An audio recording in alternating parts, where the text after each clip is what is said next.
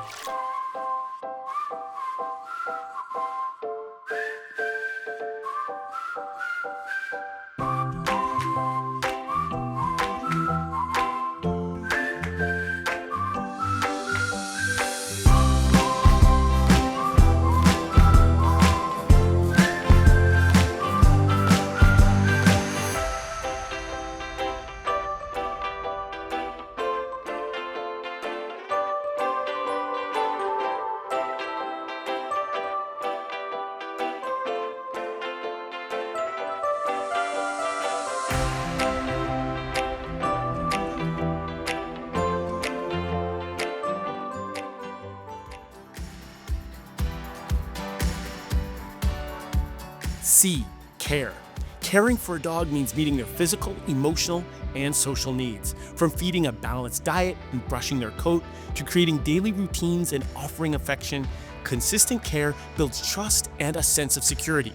This, for you as a pet adopter, can help ensure a successful, lifelong bond with you and your new dog. From understanding the basics to navigating the first days at home, this insight can truly make a difference. Coming up next, we're going to meet the people and the rescues who help these dogs get adopted.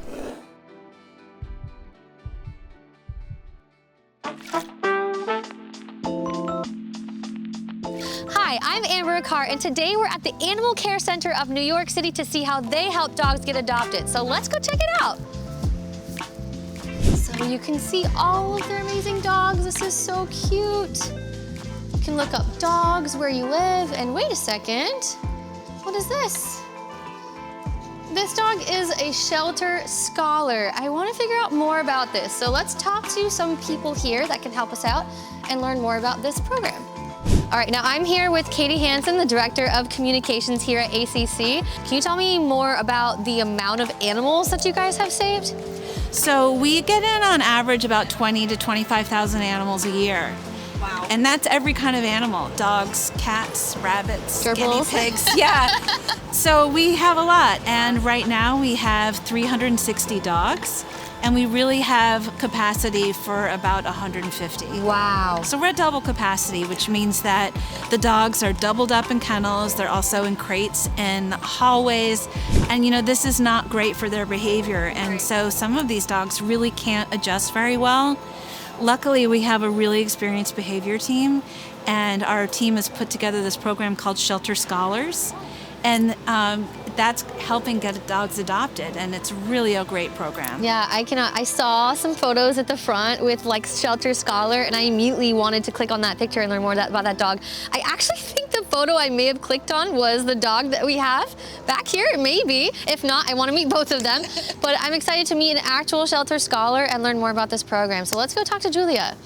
I'm here with Julia, the canine behavior and outreach trainer, and you're gonna tell me all about this really cool program called what is it called? The Scholar? It's the Shelter Scholars program. Okay, so can you tell me what that is and what it's all about? So we focus on targeting dogs that come into care with behaviors that either cause suffering or cause discomfort in the shelter, or that create barriers to adoption. So things like on-leash reactivity, barrier frustration, resource guarding, all those types of behaviors that make it hard to live in the shelter. Right, and a lot of those dogs are perfectly adoptable, but they're just kind of not set up in the right environment. And so I imagine you guys are helping create an environment to help them work through those things. Yeah, so that's our goal, is to make them as comfortable as possible while they're in care, and work with them on learning how to relax and regulate themselves so they're staying more stable and happier until they can find their forever homes. So does that mean that the Shelter Scholar dogs are any less adoptable or any reason? Definitely not. It does mean that they might require some different management than some other dogs, but certainly they are perfectly adoptable, and a lot of them are super people social and would love to come and just be in a home in a safe environment. Yeah, I think that's really cool because you guys have trainers on staff that really get to know these dogs and help set them up for success. Because I think a lot of these dogs are maybe just a little bit misunderstood and they don't present as well as maybe a little puppy would. But these dogs are just as adoptable. So what does the adoption process look like for one of these Shelter Scholar dogs? So some of the dogs that fall under the Shelter Scholars would do best being fostered first. So they go with one of our rescue partners. We have over 300 private rescues that we work with at ACC. And they go to one of them and they can decompress from their shelter stay with a foster and then be placed with an appropriate adoption home from there. And so some of the dogs are publicly adoptable, which means you can schedule an appointment and walk in. Our adoption counselors walk through all of the behavior concerns, everything that we've seen in care, anything that might pop up in the home. And then they provide you with additional resources on what the Shelter Scholar program has done, what they've learned, and how to implement that in the home environment. Can you tell us more about the ways the Shelter Scholar program and your behavior team has helped these dogs? Like, what are the success rates of these dogs that are in these programs? Yeah, so we have, out of the Shelter Scholars program, we have an 83% live release rate, Wow. Which means that the majority of the dogs that go through the program are leaving the shelter successfully. That's incredible. Like, those are probably dogs that wouldn't get that attention otherwise, and you guys are really putting the effort into the dog and getting them in a home, which is really, really cool. Are there any ways that you guys are hoping to expand this program, or the way that your behavior team is involved with all these dogs here? It's so cool you guys have so many trainers on staff, but are there any ways you're hoping to continue that and branch out? So we are really hoping to feature our dogs more. That's why we're starting some more media campaigns. We're hoping to get a YouTube up and running with all of our shelter scholars to feature all the skills they've learned. We're hoping to provide further resources to adopters and more ways that they are better equipped to take home these animals. And we're also hoping to send trainers into foster homes to work with the dogs that are in foster and help them be more adoptable. I've literally never heard of that before, and that's like something I feel like every single shelter, every single like rescue, we need to be doing more of that so that these dogs are set up for success. And it's crazy you guys have found a way to not only help these long-staying dogs or dogs that might need extra training, but you've also found ways to support foster parents too. Like, that's so, so cool. Can we meet one of the scholars? Absolutely. All right, because I think I see one over here. Let's check him out. This is Sebastian, right? Yes. Oh my gosh, I'm obsessed with you. I don't know how you've not been adopted yet, and he's a shelter scholar dog? He is, yeah. He just has big feelings about seeing dogs on leash sometimes, and so we work with him on looking at them and looking back at us. That's amazing. I mean, I know that like people sometimes see that and they get intimidated by it, and so it's really cool to see how you guys are not only training the dog, but then again, you follow up and you follow through to help people who are interested in adopting him. And I can testify that he is an incredible, incredible, adorable dog. He's a very well-behaved boy. So what are you hoping that potential adopters and people really learning more about the programs you guys have here, what are you hoping they'll take from this? Really hoping that we can expand people's idea of what a good dog is, and that just because a dog has some kind of behavior concern or something that they need help working through doesn't mean that they aren't going to be a good companion. Yeah. It's really amazing what you guys are doing here, and I really appreciate you taking the time to tell us more about this, and I hope that all of these dogs find amazing homes, and thanks to you guys, you know, you get to help make that happen. So thanks for talking with me today. Thank you for coming out. And thank you, Sebastian. Thank you. He's a good boy. Thank you for helping us out. Yeah, thank you. He's a good boy. It's been amazing to be here at the Animal Care Centers in New York City to learn all about their innovative programs like the Shelter Scholar Program, the Behavior Team, and so many other ways that they help over 15,000 dogs a year. I love seeing places like this that really prioritize keeping dogs in their lifelong home forever. I'm here with Tori Williams, the expert in sheltering and access to veterinary care, which is a huge, huge important part of owning a pet. Can you explain to me how you became an expert in sheltering and helping people find ways to get access to veterinary care? I started in veterinary medicine when I was home on college break one day and decided I loved it, and went from there into the shelter world. And realized very quickly that in order for shelters to be successful, helping keep pets with the people that already know and love them is essential. And we've seen now, even more so as time has gone on, that veterinary care is a significant barrier to keeping pets, again, with the people that already love them. So Right. I get really excited to help shelters not only optimize their community programming and, you know, what happens when they have to bring pets in, but ultimately making sure that with access to veterinary care, as well as other types of care, behavioral support, et cetera, those pets get to just stay with their people and stay in the families that they already have. That's right, because adopting a pet is just one step, and there can be a lot of hurdles once you bring the pet home. What resources would you suggest for people like that? So one thing I would say is just in general, make sure that you understand that this is not exclusive to something just happening to you. Yeah. Millions of people have this exact situation happen. It is in no means a way to gauge how much you love your pet or how much you should keep your pet. So that's number one, just take that shame and kick it to the side. Number two is, you know, reaching back out to an animal shelter that you perhaps adopted your pet from, or even if you didn't. Animal shelters, again, have this same goal. They don't need more pets, right? They want you to keep your pet. Exactly. So they're going to be an amazing resource for maybe what's local to you.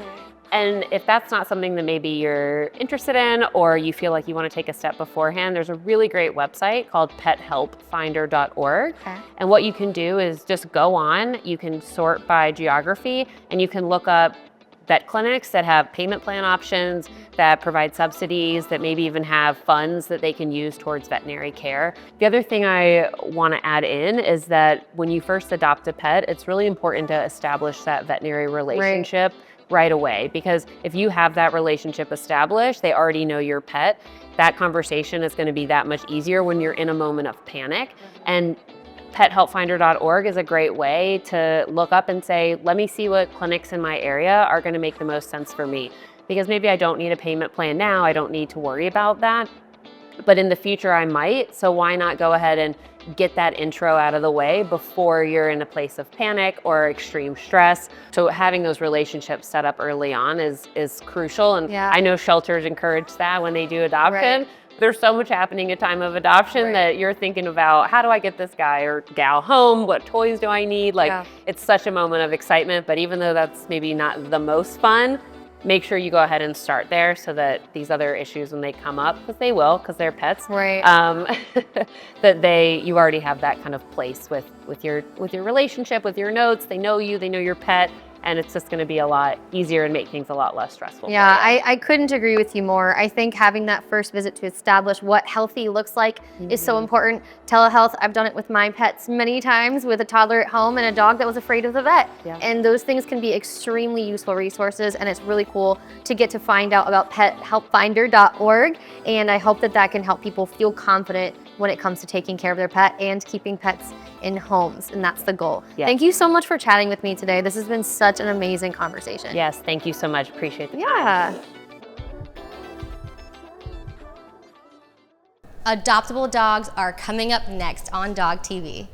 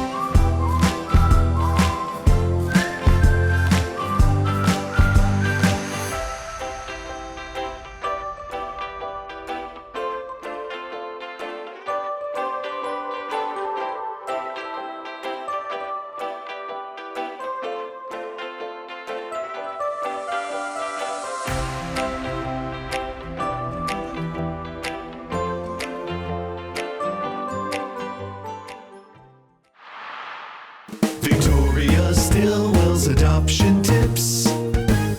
Here's a tip. Don't expect too much from your dog too soon. Introduce him to family members slowly and maybe have a couple of visitors around, but that's it. And appreciate his space. Instead of going up to your dog all the time, allow your dog to come into your space. That will give him confidence and it will encourage him to do things on his own terms. Adopt a dog through the Adoption Show and receive an exclusive welcome kit. When you open your heart and home to a rescue dog through the Adoption Show, you'll receive an incredible adoption package designed to support you and your new furry friend. Buy Series 3, Smart Dog Collar. Stay connected with your pet through real-time GPS tracking, activity monitoring, and health insights. This top-rated collar ensures your dog's safety and well-being. And a 1-year subscription to Dog TV. Provide your dog with engaging, scientifically designed content to keep them relaxed and entertained when you're away. This exceptional package is our way of saying thank you for choosing to adopt and making a difference in a dog's life. We're so glad you joined us. If you are feeling like you may have connected with one of these dogs, don't wait. Reach out to the shelter and see if your perfect pet is waiting for you at the shelter.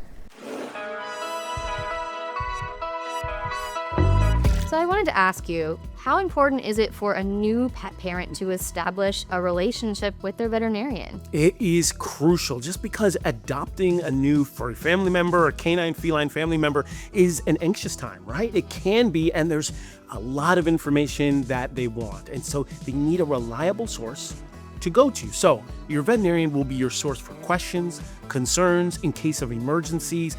They will be your resource during these anxious times. So it's a wonderful time, but at sometimes it can be a little bit uncertain, and your vet will be there to help you through that uncertainty. That's right. I love my vet and I love this vet. There we go. Thank you. Hi, new pet parent. I'm Dr. Renee Schmid with Pet Poison Helpline, and I'm here to give you an essential tip to help with your new pet. Store pet medications separately. We want to prevent accidental administration of incorrect medications, so store your dog's prescriptions separately from human medicines. And be sure and clearly label pet medications and keep them in a designated area to avoid any mix-ups that could be harmful.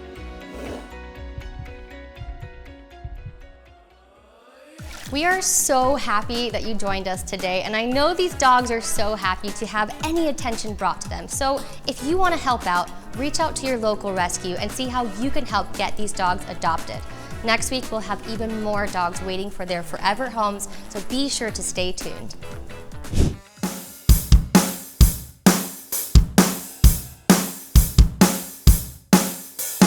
On the Adoption Show.